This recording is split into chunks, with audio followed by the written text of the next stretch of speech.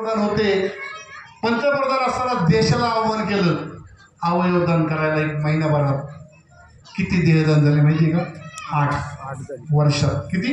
आपण जाणारी माणसं आहे, आपल्याला जाळल्याशिवाय कोणी सोडत असले दादा मी सांगायचं का? आपल्याला जाळल्याशिवाय कोणी सोडणार नाही, ती आपली संस्कृती आहे। देहदान करायची नवीन संकल्पना आणली, पंतप्रधानांनी सांगितलं फक्त 8 झाले, पण माझ्या जगद्गुरूंनी फक्त अनुयायांना आवाहन केलं, आतापर्यंत 145 देहदान झाले लक्षात ठेवा। कारण त्यांनी सांगितलं मरावी परी कीर्ती रूपी उगावे।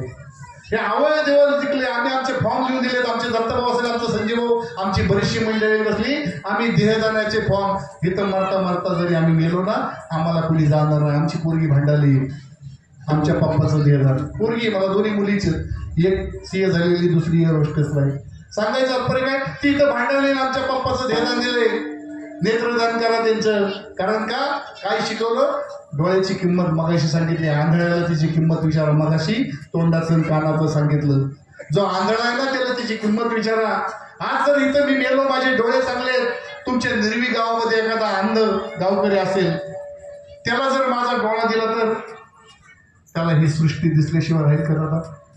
हे जग त्याला भेटल्याशिवाय राहील का? पांडुरंगाची भक्ती केल्याशिवाय तो राहील का? माझी